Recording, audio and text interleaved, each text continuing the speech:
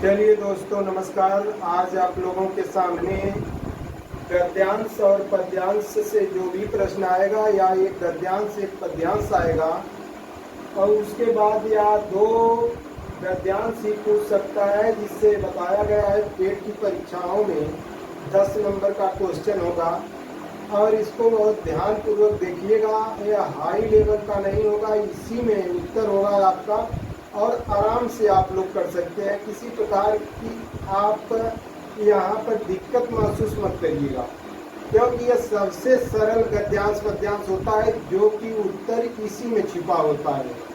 तो दोस्तों यह प्रैक्टिस सेट से है गद्यांश, और इससे देखिएगा कि कौन कौन से प्रश्न इस गद्यांश में पूछे गए हैं। आपको यह वीडियो बहुत ही लाभदायक होगी। तो दोस्तों चलते हैं, हम लोग गद्यांश देखेंगे और उसके बाद जो है पेट की परीक्षा में हमें क्या करना है क्या नहीं करना है उसकी चर्चा भी आप लोगों के सामने करेंगे।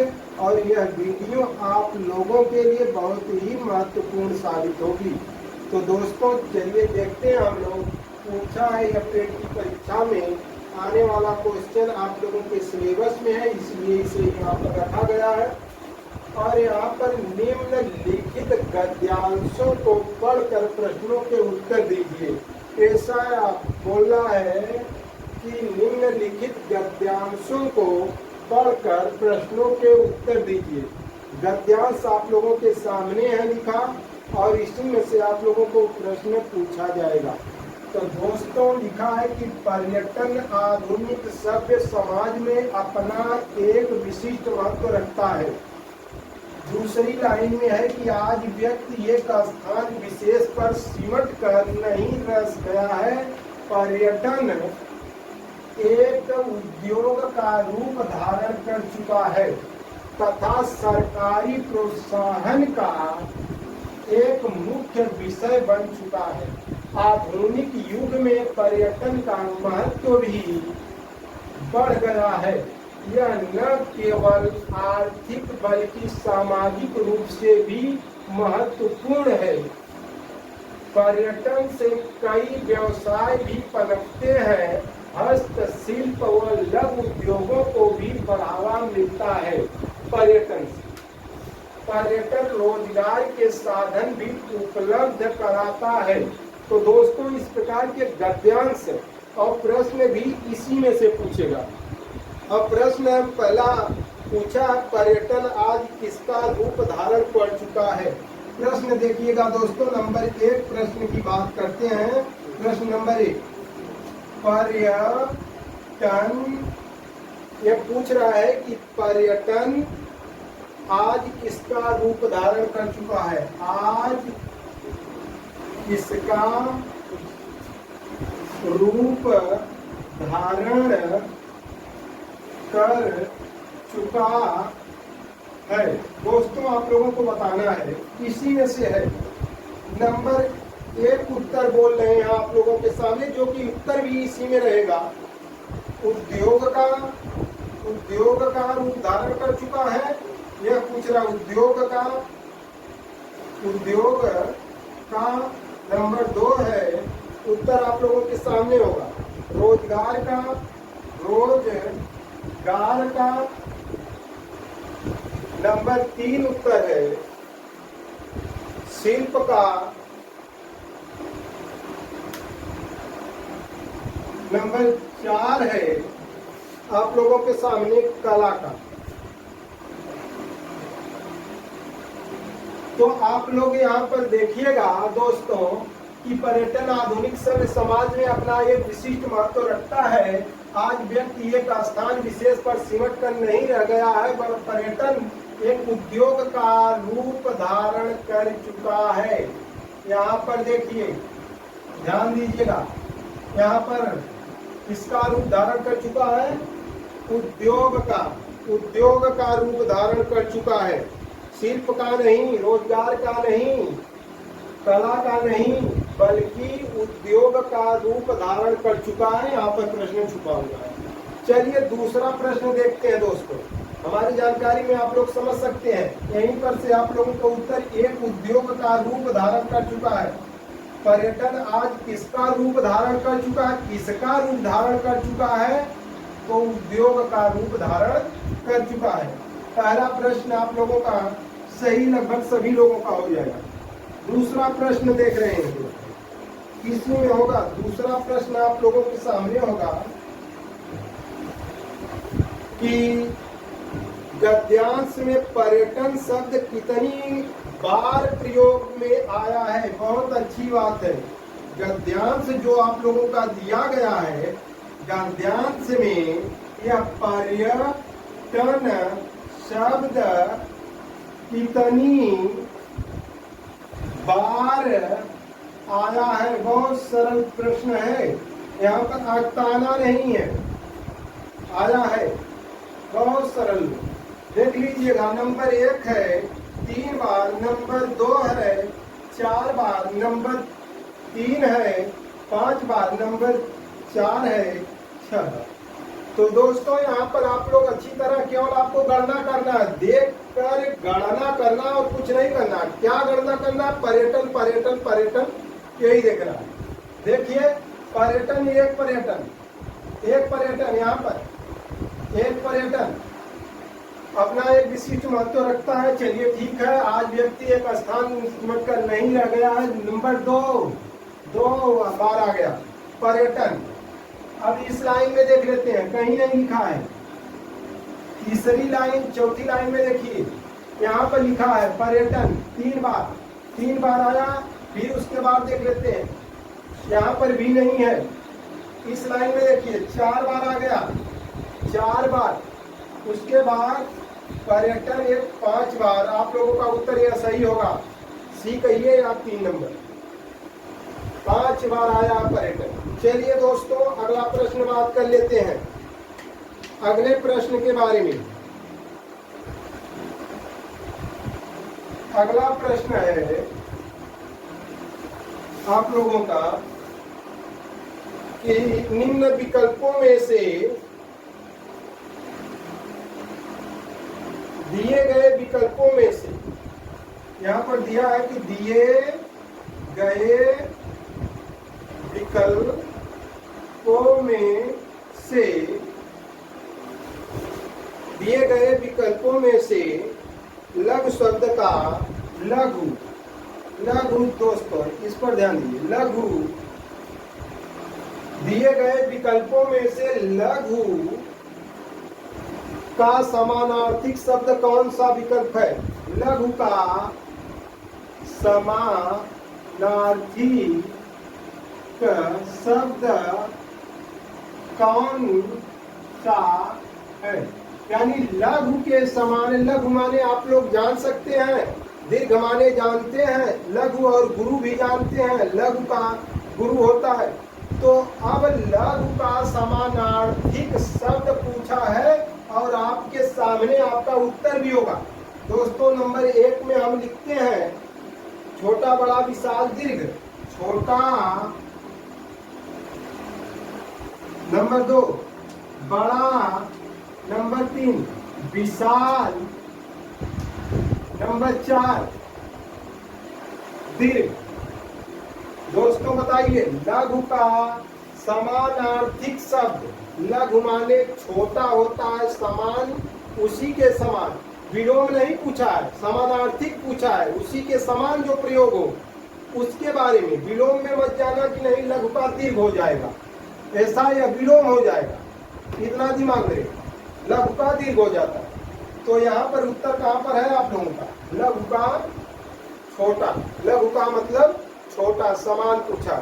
चलिए यह 3 प्रश्न आप लोगों के सामने दिया था, 2 प्रश्न हम आपको यहाँ से देते हैं, 2 प्रश्न और देते हैं, 5 प्रश्न एक से लगभग पूछेगा। तो देखिए अब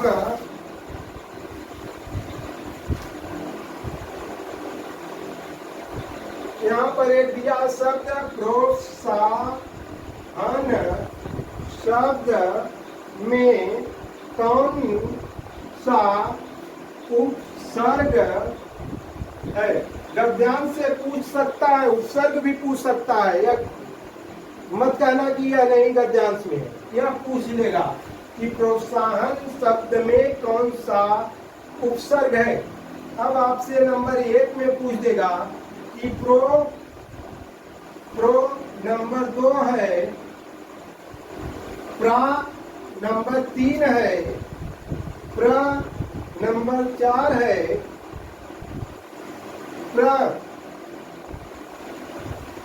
इस प्रकार जो दोस्तों दे सकता है। तो दोस्तों आप लोगों को बताना होगा कि कौन सा उपसर्ग जो है प्रोत्साहन शब्द में है। तो प्र उपसर्ग होता है, प्रा नहीं होता है, इतना दिमाग में रहे। प्रा उपसर्ग नहीं होता है, प्र उपसर्ग होता है। अभी इसको सिद्ध करके बता दे रहे हैं कैसे प्र होगा। चलिए 4 नंबर क्वेश्चन आप लोगों का हो गया। नंबर 5वां क्वेश्चन यहीं से कर दे रहे हैं, आप लोग देखिए। अब आपको प्रोत्साहन शब्द में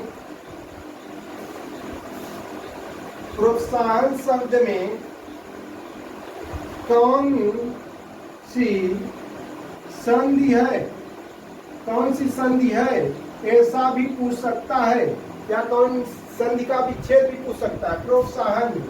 प्रोत्साहन तो दोस्तों नंबर 1 देगा दीर्घ है, संधि है। नंबर 2 देगा गुण संधि है। नंबर 3 दे सकता है यण है। नंबर 4 है वृद्धि संधि। तो आपको बताना होगा। तो दोस्तों आप लोगों से बता दे रहे हैं कि यहाँ पर गुण संधि लगाएंगे। गुण संधि होगा, कैसे होगा उसको सिद्ध कर दे रहे हैं। देखिएगा गुण संधि है, यह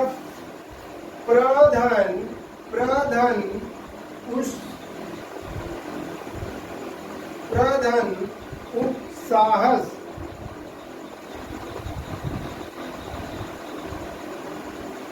उपसाहस बराबर प्रोत्साहस।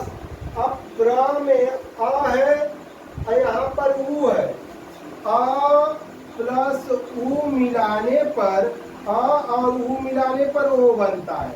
अब यहाँ पर प्र में जो है यहाँ पर प आधा और र मिला, और ओ जो है यहाँ पर रख देना, तो यह ओ मिलेगा। तो प्रो नहीं पढ़ते हैं बल्कि इस प्रकार प्रो पढ़ेंगे।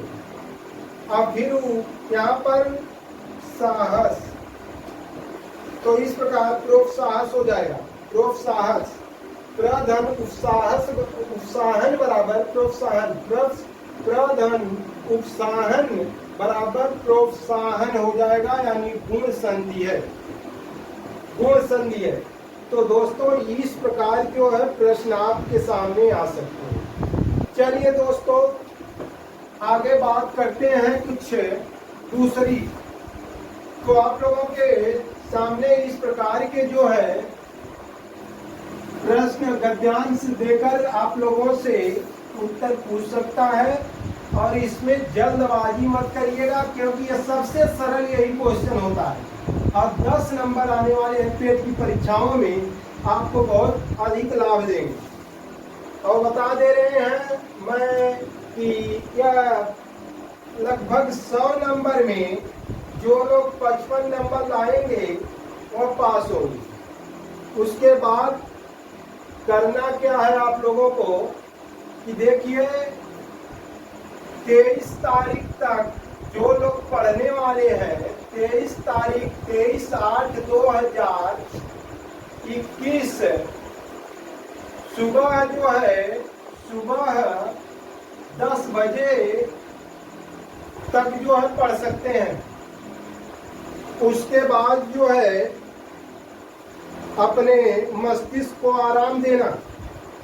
इसका कहने का मेन तात्पर्य यह हमारा कि 23 तारीख की रात को आप जो है आराम आपको करना है, हल्का भोजन लेना है। उसके बाद यह नहीं है कि गर्म दूध पी लिए और गैस बन जाए, यहाँ पर दिक्कत हो सकती है। क्योंकि अगर सुबह में आपका मनचित अगर खराब हो गया, मनचित कहने का मतलब यह है कि आप उलझन में हो सकते हैं, भारी हो सकता है सर। इसलिए आप लोगों से यह संदेशा संदेश देना चाहेंगे कि 23 तारीख को पढ़ने वाले आराम करेंगे रात्रि में। जो पढ़ने वाले नहीं होंगे उनके लिए तो जब पेपर देने जाना है तब तक पढ़ते रहे, कुछ नहीं होने वाला। और यहाँ पर आप लोगों से यही कहेंगे कि जो भी आ रहा है, जो पूर्व तपस्या किए हैं उसी का फल मिलेगा। और किसी प्रकार का कोई मानसिक टेंशन मत करिएगा कि नकल हो जाएगी, मेरी रितना चली जाएगी। आपसे उससे नहीं मतलब है, आपको अपना कर्तव्य करना है। कितने लोग नकल कर सकते हैं? जो बहुत बुद्धिमान होंगे वही नकल भी कर सकते हैं। जब जो बुद्धिमान है तो उसको नकल ही नहीं करना चाहिए, पहली बात। तो चलिए दोस्तों, आप लोगों से इतना बात कहेंगे। और सुबह जब अपने केंद्र पर जाएं तो जो लोग बुद्धिजीवी हैं कम से कम 1 से 1.5 घंटे पहले केंद्र पर स्थिर रूप से पहुंच जाए, वरना हड़बड़ाहट में जो है रोल नंबर गलत कर सकते हैं, आंसर की गलत भर सकते हैं। यह सब बातें हो सकती है। मेन मौके पे अगर सही समय पे समय पे केंद्र पर न पहुंचा जा सके तो यहाँ पर दिक्कत हो जाएगी। और ले जाने के लिए काली बाल पेन का प्रयोग हमेशा जीवन भर करेंगे, यानी किसी भी प्रतियोगी परीक्षाओं। पहली बात, काली बाल पेन ले जाना है, वह भी जेल नहीं, बाल पेन ले जाना है। दूसरा जो है, प्रवेश पत्र पर ध्यान दीजिए। कितने लोग छोड़ देते हैं घर पर, 1% तो नहीं कहेंगे लेकिन बहुत लोग छोड़ देते हैं प्रवेश पत्र। काली बाल पेन भूला जाते हैं। 2 फोटो लेकर जाना है। एक आईडी प्रूफ रहना चाहिए जिसपे फोटो लगा हो। यह 4 चीजें कम से कम आपके पास रहना चाहिए। और परीक्षा में जाने से पहले पहली परीक्षा आपकी यह होती है कि कितने लोग 2%, 3% लोग ऐसे होते हैं जो रोल नंबर भरने में गलत कर देते हैं। बहुत अच्छे लोगों को देखे हैं। और जो पढ़ने वाले हैं भाई, इनको यह बताना चाहेंगे कि बहुत हाई फाई परीक्षा नहीं है। जो लोग टेट की दे रहे हैं अच्छी तरह जानते हैं कि टेट में क्या पूछता है। और उसी प्रकार आपकी यह पहली परीक्षा है, आपकी पात्रता परीक्षा है। आप पात्र हैं कि नहीं, आपको पात्र देखा जाएगा। और कुछ लोग देखे पीजीटी में, टीजीटी में इतना हाई लेवल का जो है याद किए थे, आगे एकदम लो लोअर का, उसके बाद जो है लेवल का, उसके बाद किए क्या कि वह प्रश्न इतना सरल आ गया कि उसको जो है हड़बड़ाहट में उसको 4-5 प्रश्न गलत कर दिए। ऐसा होता है। तो सरल प्रश्नों पर ध्यान दीजिएगा। ऐसा न हो कि नहीं, जलज का पर्यायवाची नहीं है या कमल का पर्यायवाची नहीं है। जो पर्यायवाची अच्छी तरह आपको याद है वही पर्यायवाची लगा दिए। अब उसमें पूछा नहीं है, उस पर ध्यान ही नहीं दिए। तो यह सब बातें बहुत महत्व रखती है। एक नंबर पे लाखों लोग छटते हैं। और इतना जान जाइएगा कि जो लोग पेट परीक्षा पास करेंगे अपने दम पर, वो अपने को 60% मान के चले कि भर्ती हो सकती है। क्योंकि इतना अगर उनको दुगना बल मिल सकता है आगे आने वाली परीक्षाओं में कि मैं पेट पास हूँ, मैं इस योग्य हूँ, उसी तरह तैयारी करेंगे। तो दोस्तों, इन सब बातों का बहुत मतलब निकलता है।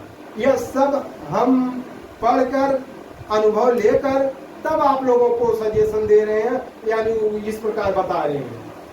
तो इतना दिमाग में रहे कि 23 वाली बहुत करें कि 10 बजे तक सो जाएं 23 वाली रात को। अगर जिन लोगों का केंद्र दूर है वह लोग जो है 23 तक रात्रि में वहाँ पर पहुँच जाएं और 200-300 रुपये में कोई लाज ले लें, आराम से नहाएं धोएं, स्थिर रहें। 100-200 रुपये के लिए इधर उधर भटके और नींद अच्छी न लगे, सुबह भर जो है आपका मन मस्तिष्क जो है काम नहीं करेगा। इतना बता दे रहे हैं।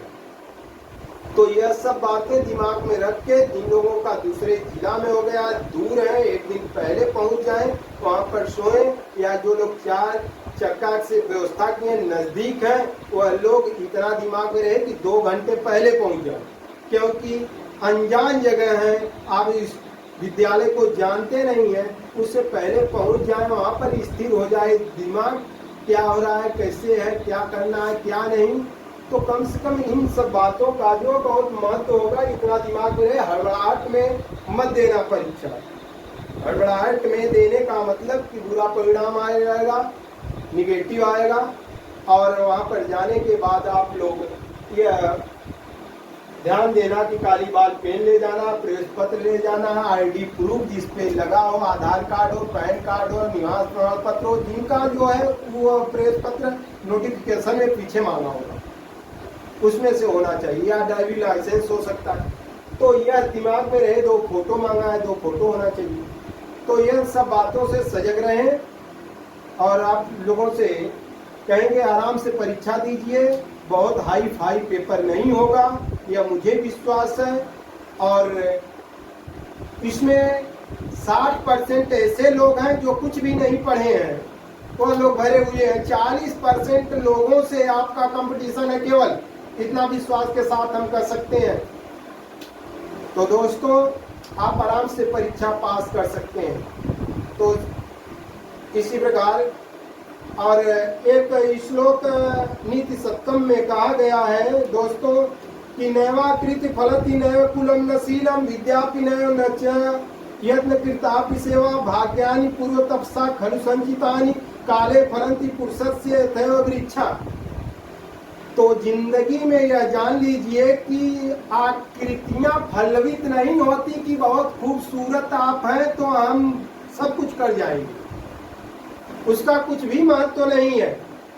न कुलम न शीलम, न बहुत अच्छे कुल के हैं तो यह बहुत अच्छा काम कर जाएंगे, परीक्षा में ऐसी भी बात नहीं है। नहीं यश कमाए हैं तब भी बहुत अच्छी परीक्षा में काम या नहीं, परीक्षा से उनका कुछ भी लेना देना नहीं है। विद्यापि नैव न, विद्यापि यानी विद्या भी काम नहीं आएगी। कौन सी विद्या? जो आप वेद पुराण पढ़े हैं, बहुत अच्छा ज्ञाता है, तो वेद पुराण आप नहीं पूछने वाला है। न बहुत अधिक अपने पूर्वजों की सेवा की है, न वो पूछने वाला है। इसमें यह कहा भाग्यानि, भाग्य उसी को आगे ले चलता है जो पूर्व तपस्या खलु संचितानि, जो पहले से आज इलाहाबाद कितने दिनों से रह रहा है, कितने दिनों से घर पर तैयारी टेट का कर रहा है, यानी पेट का कर रहा है, तो उसका यह काम जो है इसी समय आएगा। और जितना अच्छा कर्म करेगा उसी के अनुसार भाग्य भी उसे लेकर जाएगी। वह बताया गया लास्ट लाइन में, काले फलन्ति पुरुषस्य यथैव वृक्षा। जिस प्रकार वृक्ष 8-9 महीने फलवित होने के लिए, पुष्पित होने के लिए जल अन्न यानी मिट्टी का जो ग्रहण करते हैं, वायु का ग्रहण करते हैं, तो ठीक उसी प्रकार मनुष्य भी पहले से जो पढ़ा होगा, अच्छा कर्तव्य किया होगा, इस परीक्षा में उसका वह कर्तव्य, वह परिश्रम ही रंग लाएगा और भाग्य भी वही बनाएगा। तो दोस्तों, अगली वीडियो में फिर मिलेंगे, तब तक के लिए नमस्कार।